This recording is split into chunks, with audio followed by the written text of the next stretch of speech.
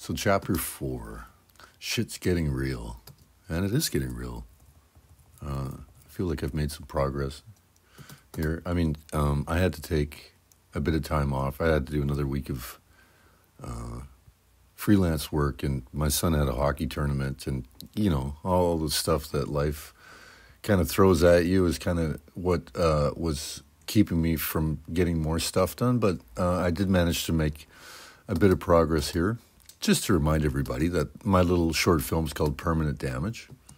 And I'm starting to populate my Permanent Damage folder. Let's go into my frames folder here. On an organizational note, I started to label all the scene numbers through here. Just a little reminder of where we were at in the last episode. So I got all my thumbnails sorted out.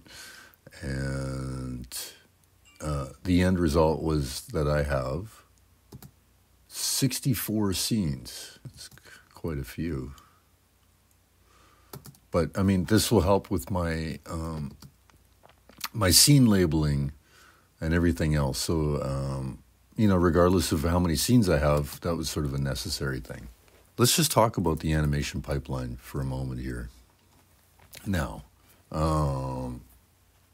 these are all the steps involved with the animation pipeline to reach the final product here. And this can be divided down into different stages. The first stage is what you call pre-production, which consists of script, thumbnails, keyframes and designs, and the storyboard/edit. Now, animation production consists of layouts, animation, and animation assisting. Post-production consists of compositing, color correction, you know, all the post-production. I didn't put all the sound production in here, but it would be like your final sound mix to get to your final product there. Now, this timeline is a bit misleading because it doesn't actually represent the amount of time spent on each one of these stages. If this were more accurate, it would look more like this. The lion's share of your time is going to be spent in production. And I'm basically kind of right at the beginning of this stage right here. So, you know, just to sort of put it in perspective, you know, there's going to be a big hill to climb here pretty soon. Okay, but let's not dwell on that. Let's go back to this sort of schematic view of the pipeline here. Now, today, I'm going to be focusing on this part of the production, which is the keyframes and the designs. Keyframe and character design. I kind of cross over between these two things. I kind of felt like, you know, my thumbnails, you know, which kind of serve the purpose, that if I'm going to go forward on that stuff, I kind of need to start to pull out some designs from that stuff and be specific about, you know, the way the characters are looking. I mean, I just had this idea. I don't know how helpful this is going to be, but think of a spider web. Now, the first strand of the spider web is going to be the hardest one to sort of establish. But once you've made that leap in a way, then it's easier for you to start building on it. You know, you can start to sort of build your structure based on that first kind of, the first strand. And then you can start to build layers of complexity on it. And that's kind of the way I think about, you know, this first kind of keyframe is it's basically, you're kind of sending out this first strand across this expanse of the unknown. And then you can start to build layers of complexity on top of it afterwards.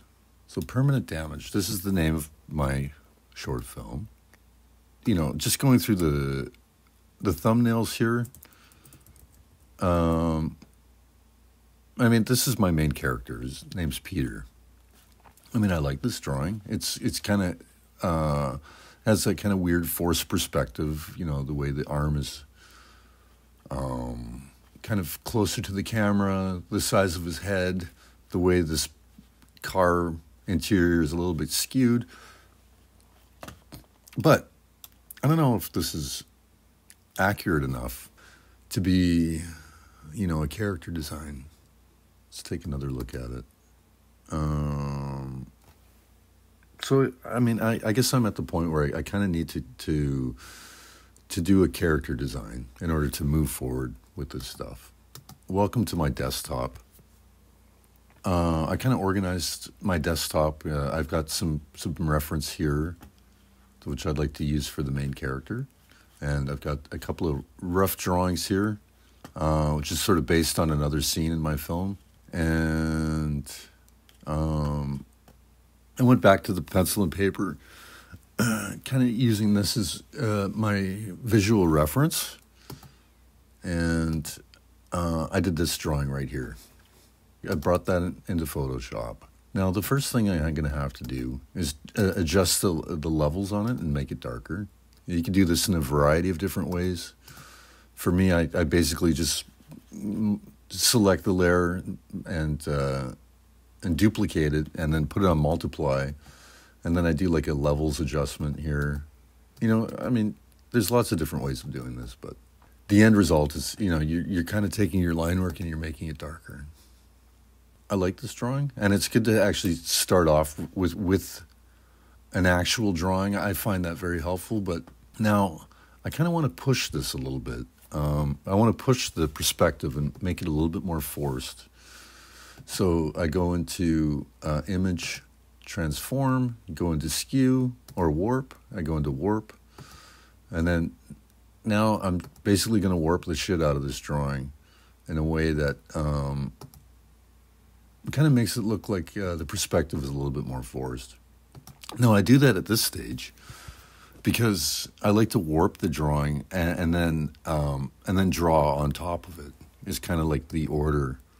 Because, I mean, you could warp it afterwards, but then it kind of it obviously looks like you've warped your drawing. And I kind of want it to look, if you warp it first and then draw on top of it, you're kind of building on top of that kind of warped perspective.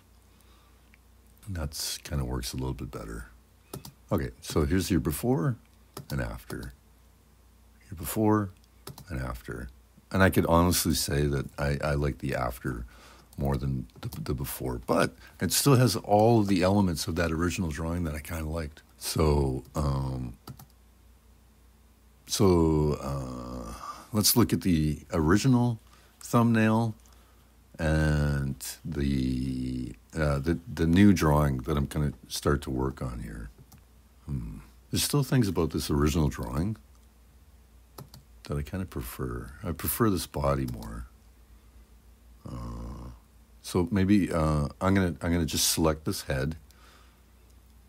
Lovingly selecting the head, copy merged, and I'm gonna paste it on this other piece of artwork here. And this is gonna involve a little bit of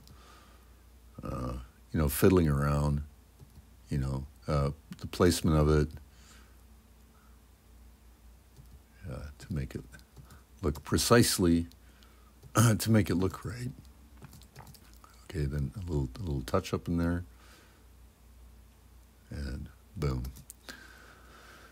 Okay, there you go. This is a combination of the original storyboard drawing and my new piece of art, which I think the most important thing was his head. Okay, now let's go back up in here. And the next thing you're going to do is I want to darken the drawing, but I want to keep aspects of the original artwork. So what I do is I select everything that's not the line work. So basically everything that's white. Now I go over and I kind of want to fine tune my selection. So I go into this mask tool and select it. And then you go into the mask mode, which basically makes everything red. Everything that's selected, you're gonna clear it out, so it's white. So now I just kind of go through the process of manually selecting everything that's not the line work. I mean, you could automate this. You could just select similar, but I kind of want to be a little bit more. I kind of, want to be a little bit more selective than that. Okay, now on a new layer, I'm going to select the inverse, and then I'm going to basically just paint in everything. I'm going to paint in everything. So I've kind of maintaining the line work and kind of using that selection to start to make everything darker. Again, what I'm trying to do is I'm trying to maintain the line work as much as possible. I don't know why. I just like the look of the line work. It's got kind of a crunchy analog kind of look to it that I like. And I want it to look a little bit rough. You could, keep it rough, and it's going to just naturally start to get cleaner as a result of going through animation production. So I always like to sort of like maintain a bit of the line work as much as possible. Now, I'm going to show you kind of, my brushes. It's no big deal, but I've been using the same brushes for the last 10 years. Basically, you go into the brush and select it, and then I like to use these calligraphic brushes that kind of angle one way or the other. I think that's kind of, I don't know why, I just like drawing with these brushes, and sometimes I have a little bit of a pressure, this little tool here that gives it kind of a sensitivity. So, and then now this is basically, I've selected a white brush. Now I'm kind of going through and I'm kind of just painting in white, just doing a bit of cleanup on this stuff with some of those bits of line work that kind of drifted, kind of cleaning it up. I don't want to clean up all the line work. I kind of want to keep some of it, but the really flagrantly kind of rough stuff, I kind of want to clean that up a little bit. So it's a bit of a fine line here in terms of how much cleanup you're going to do. And I find it helpful when I'm working on this stuff, especially if I'm looking at the same image for a long period of time. It's necessary for me to flop it to get like a more objective point of view on it. And so, yeah, clean, flip it again,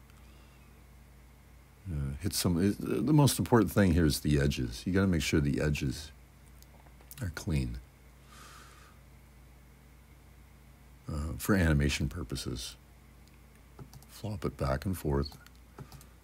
Now I'm kind of getting close to completing this line art level. A little bit more cleanup necessary here.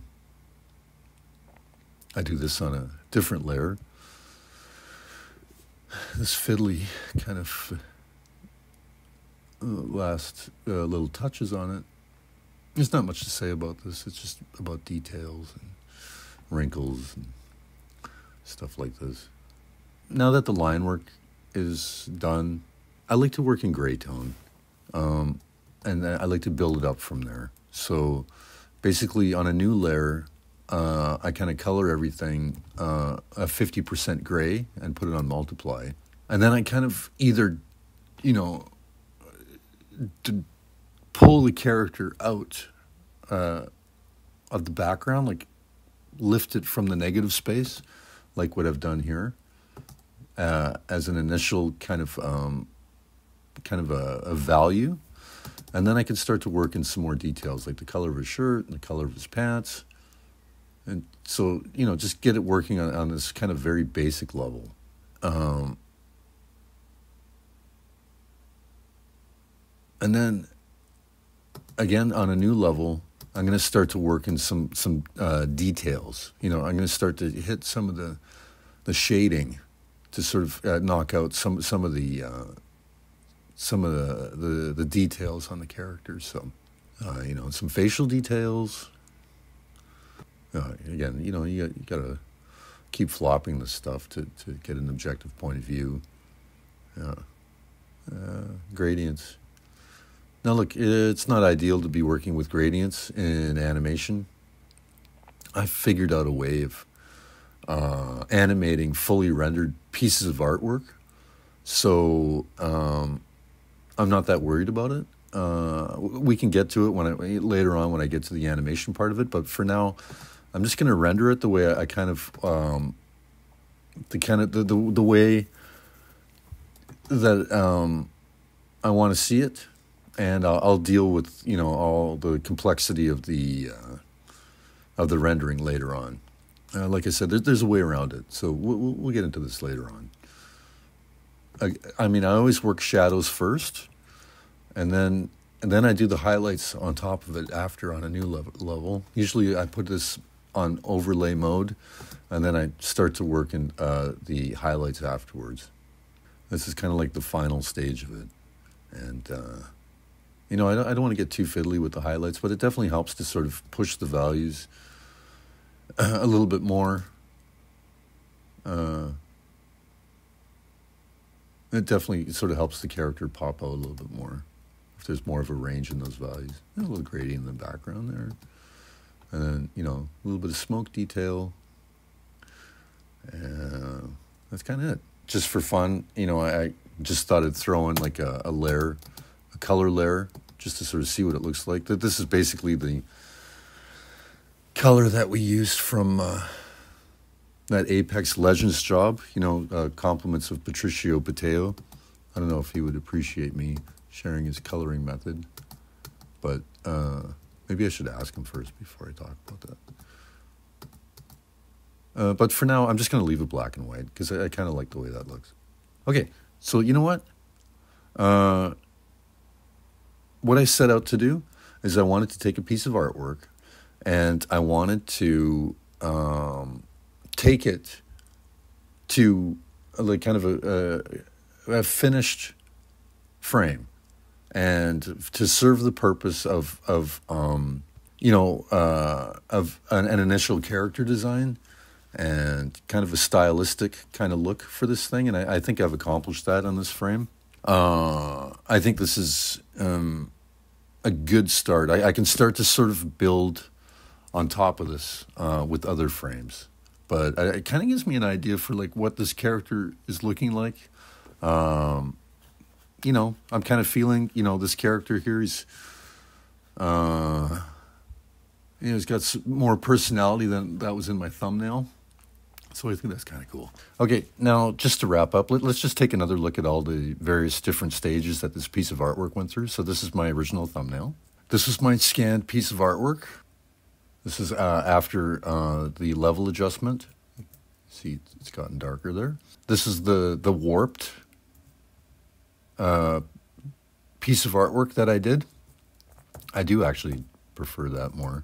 Remember, you got to. I do this before initially, and then I work on top of it. And I've kind of selected the head and put that on the thumbnail drawing because I kind of preferred that more. It does look better, doesn't it? Just the gesture looked a little bit more natural, I guess. And then I selected everything that wasn't the line artwork and lovingly brushed in all the darkness in there, still trying to maintain as much of the line work as possible. But it was necessary to sort of clean up some of the really rough line work. And that's kind of what this stage is right there. Then I put the gray tones in to sort of pop the character out from the background. And then I put the highlights on top of that. Those are all the different stages of that one piece of artwork. Now I'm going to repeat this same process over and over again on every scene. I don't know if it's necessary for me to share every scene, because it's going to be a very repetitive thing. Every scene is going to present its own little puzzle that I'm going to have to try to figure out. But using the same method, I'm going to basically just go through all the scenes. Let's go to the comment section. And the comment section I'm not going to do in any particular order. I got 3 compliments, a question, and a thank you. What, no insults? Okay, you're okay. Let's not talk about that. Blah blah blah. The point of view shot of a girl sitting in your lap. I've never seen that illustrated in a way that it actually captures that wonderful feeling. I'll never forget the first time a girl startled me. I just wish it wasn't in a college bathroom stall, so my memory would be a bit nicer. Hee hee. Here's an interesting comment. The images definitely kept me engaged, along with the storyline that crossed some of my own. As for the acid, all the microdots were tablets. Blue and purple were the only ones in my days. The others were paper blotters, such as the Star David. Funny, that was the first hit I did at 13 years old. Unfortunately for me at that time, I did not get laid. But my bike got stolen, though.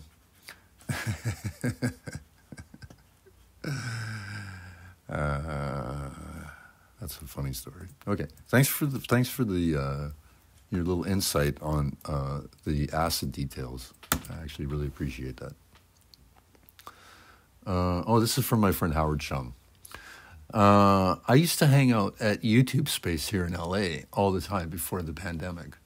This is very helpful. So thank you, Howard, for giving me some insight here.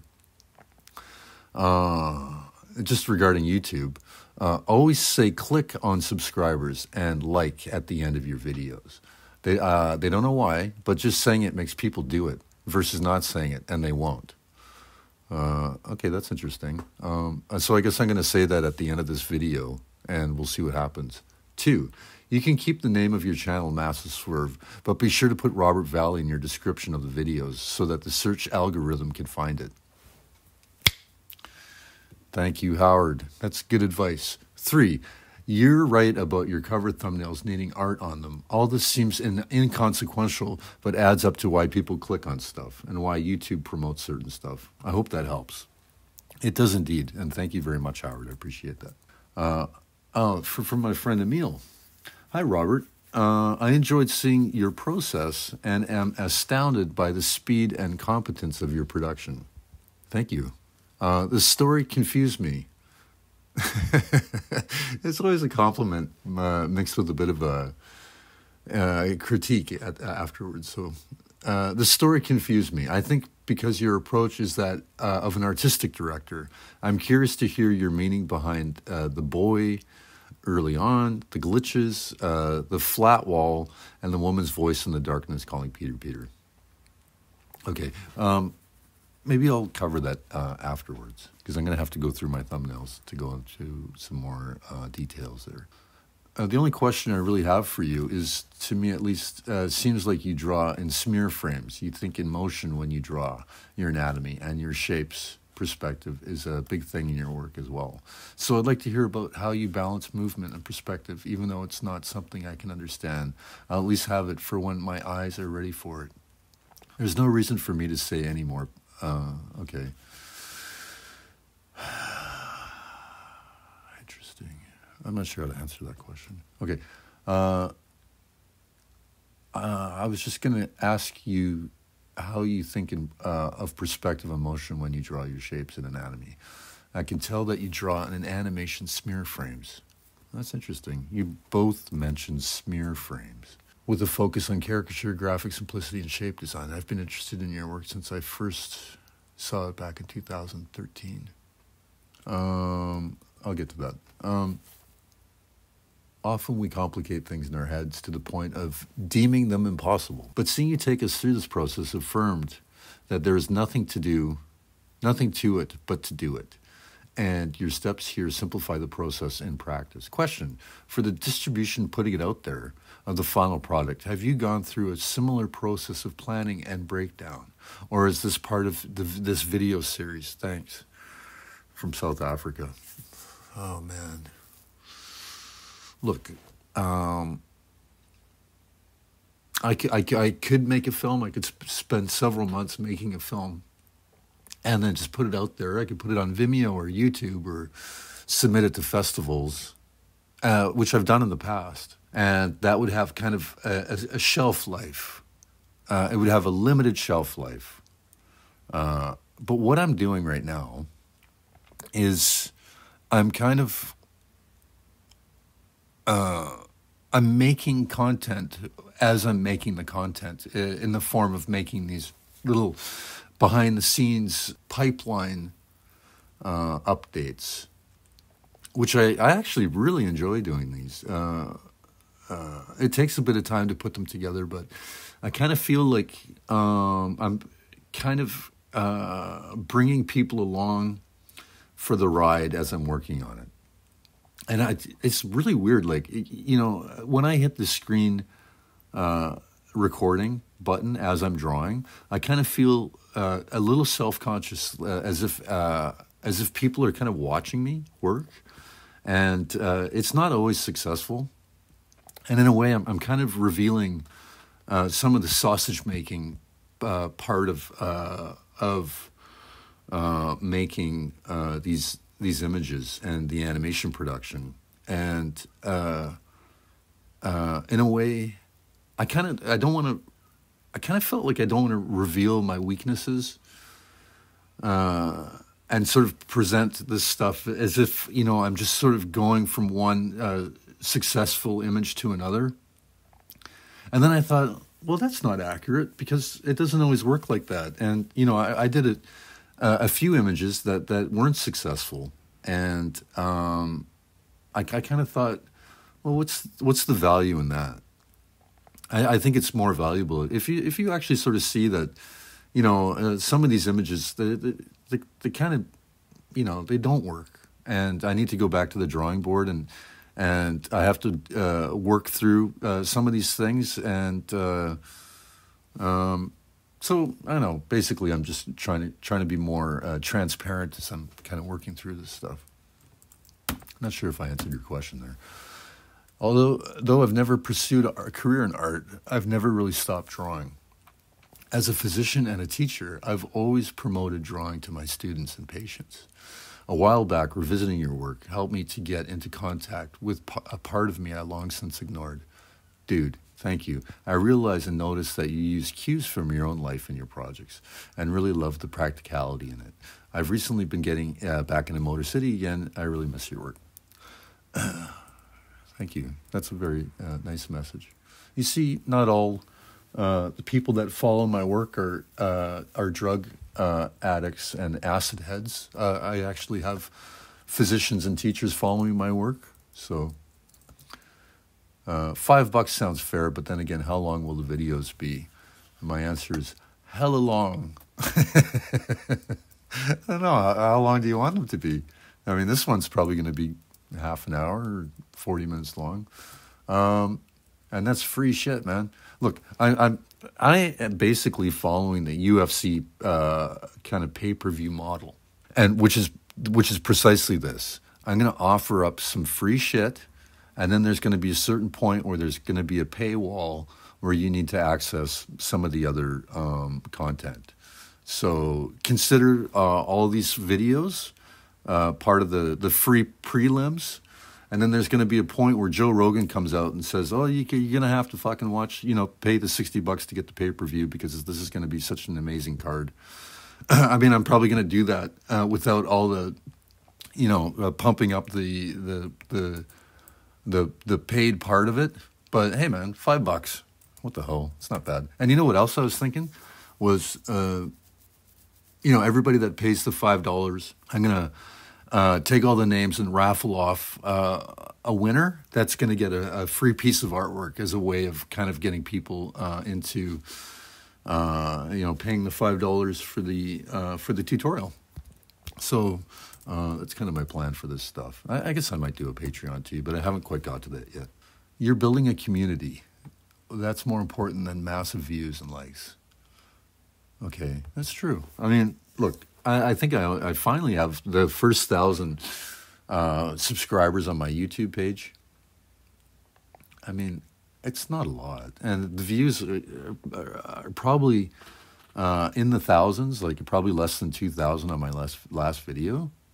I mean, I'm okay with that. The people that are following these behind-the-scenes updates are the people, you know, that are kind of doing similar things. So I kind of feel like this stuff is resonating in a very specific, albeit a small community of people out there. But I don't know. I don't need millions of views on this stuff. I don't really fucking care. For the Patreon, I recommend a $5 entry tier and $10 for plussed up tier. Maybe a Discord chat access. Maybe sharing Photoshop brushes, live Q and answers every month or so. That's a fucking great comment. I mean, I don't know much about Patreon, but, it's little bits of insight like that, which is going to help to sort of help me sort of set up that Patreon page. So, after I finish this tutorial, I might just spend some time putting that Patreon page together. Stay tuned. I hope you don't mind asking, but for your characters, do you use references like, I don't know what this is, croquis or pictures, or the character's whole facial treatment are from the imagination? Well, if you recall, let me just go into my permanent damage folder. Okay. These are my thumbnails, and if you recall from previous episodes, I kind of started from working from reference. I kind of had to with these first frames. I was referencing the Matrix movie. I just needed to sort of get kind of into the pocket.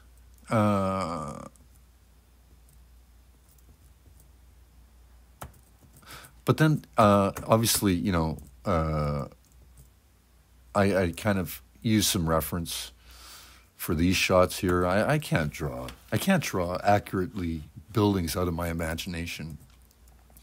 So, this stuff was all kind of highly referenced. But then there's a certain point where I started to get on a bit of a drawing roll, I think. And that sort of occurred here.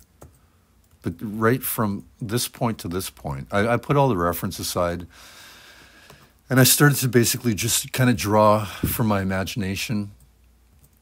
And as a result, I really started to like these drawings a lot more. They kind of were more directly connected to kind of my recollection of these events.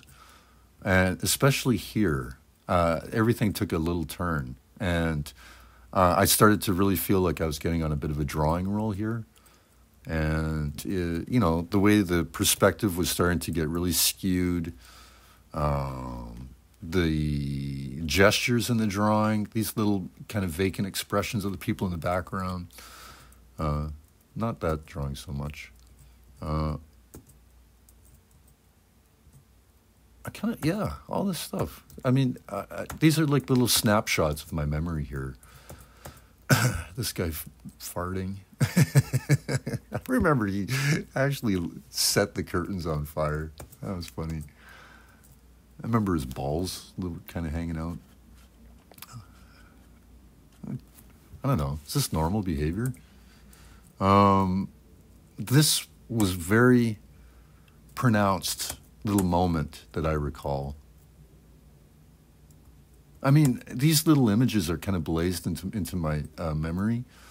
And then it's just a matter of kind of accessing, that little archive of memories.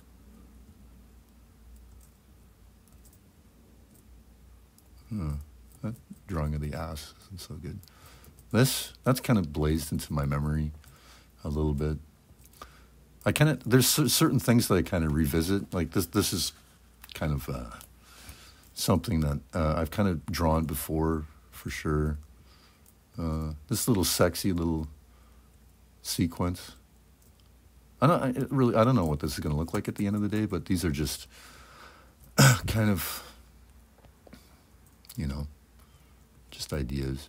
I mean, look, if I'm going to use Keith Richards as the main character here, I'm probably not going to go to the point where I'm going to have his cock getting pulled out. That might be kind of weird, so I might have to kind of rework that.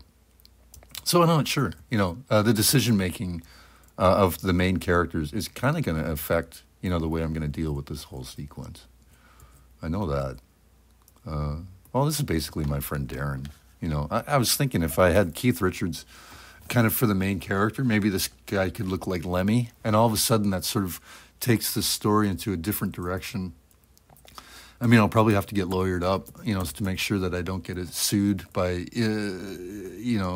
Keith Richards or the Lemmy estate. But we'll see how it goes. I'm actually really not sure how all this is going to go. Again, this is all from my memory here. This drawing, I think, I was really quite happy with how warped and strange this drawing is.